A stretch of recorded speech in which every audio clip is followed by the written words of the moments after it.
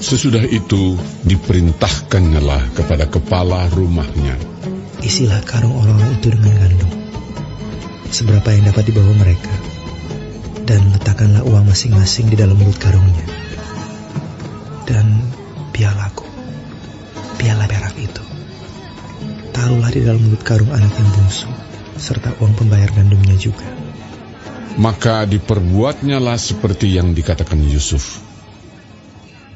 Ketika paginya hari terang tanah, orang melepas mereka beserta keledai mereka.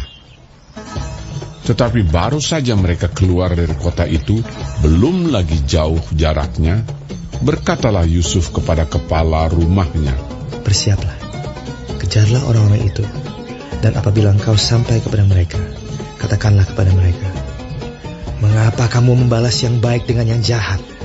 Bukankah ini piala yang dipakai tuanku untuk minum, dan yang biasa dipakainya untuk menelaah? Kamu berbuat jahat dengan melakukan yang demikian. Ketika sampai kepada mereka, diberitakannya kepada mereka perkataan Yusuf itu. Jawab mereka kepadanya, mengapa tuanku mengatakan perkataan yang demikian?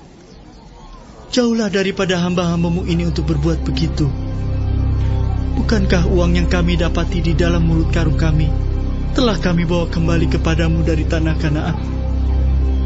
Asakan kami mencuri emas atau perak dari rumah tuanmu?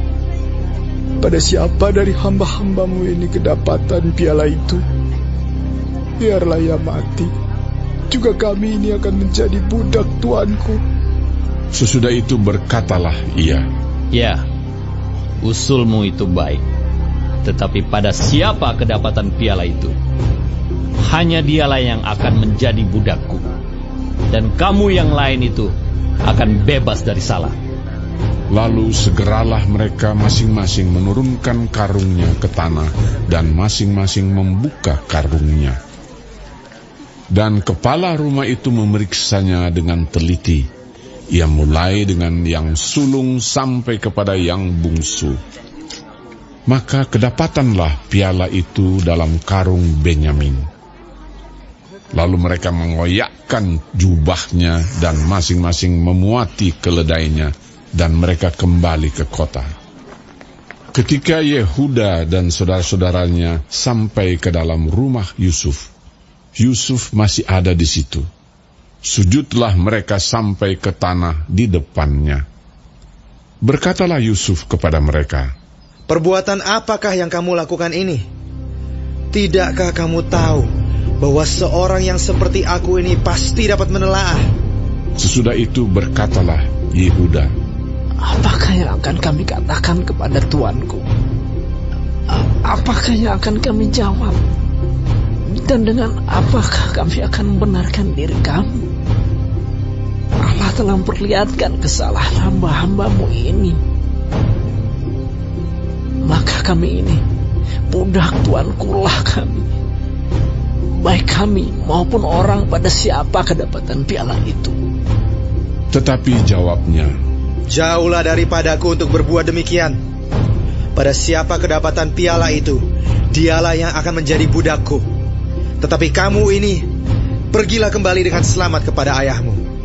Lalu tampillah Yehuda mendekatinya dan berkata, mohon bicara tuanku.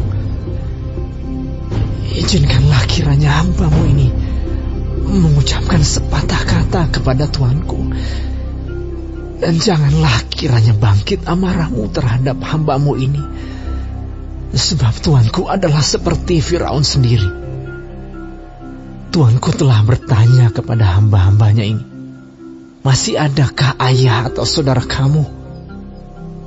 Dan kami menjawab, tuanku, kami masih mempunyai ayah yang tua, dan masih ada anaknya yang muda, yang lahir pada masa tuanya. Kakaknya telah mati, hanya dia sendirilah yang tinggal dari mereka yang seibu. Sebab itu ayahnya sangat mengasihi dia. Lalu tuanku berkata kepada hamba-hambamu ini, bawalah dia kemari kepadaku, supaya mataku memandang dia. Tetapi jawab kami kepada tuanku, anak itu tidak dapat meninggalkan ayahnya. Sebab jika ia meninggalkan ayahnya, tentulah ayah ini mati. Kemudian Tuanku berkata kepada hamba-hambamu ini, jika adikmu yang bungsu itu tidak datang kemari bersama-sama dengan kamu, kamu tidak boleh melihat mukaku lagi. Setelah kami kembali kepada hambamu, ayahku, maka kami memberitahukan kepadanya perkataan tuanku itu. Kemudian ayah kami berkata, kembalilah kamu membeli sedikit bahan makanan bagi kita. Tetapi jawab kami tidak dapat pergi ke sana. Jika adik kami yang bungsu bersama-sama dengan kami, barulah kami akan pergi ke sana. Sebab kami tidak boleh melihat muka orang itu apabila adik kami yang bungsu tidak bersama-sama dengan kami. Kemudian berkatalah hambamu, ayahku, kepada kami, kamu tahu bahwa istriku telah melahirkan 2 orang anak bagiku, yang seorang telah pergi daripadaku, dan aku telah berkata, tentulah ia diterkam oleh binatang buas. Dan sampai sekarang aku tidak melihat dia kembali. Jika anak ini kamu ambil pula daripadaku, dan ia ditimpa kecelakaan, maka tentulah kamu akan menyebabkan aku yang ubanan ini turun ke dunia orang mati karena nasib celaka.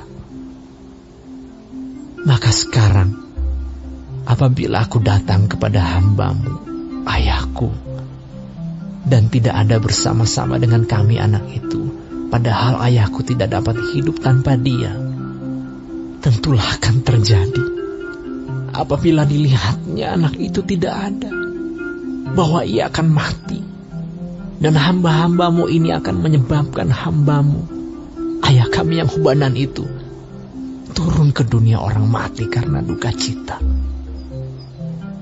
Tetapi hambamu ini telah menanggung anak itu terhadap ayahku dengan perkataan, jika aku tidak membawanya kembali kepada Bapa, maka akulah yang berdosa kepada Bapa untuk selama-lamanya. Oleh sebab itu, baiklah hambamu ini tinggal menjadi budak tuanku menggantikan anak itu. Dan biarlah anak itu pulang bersama-sama dengan saudara-saudaranya.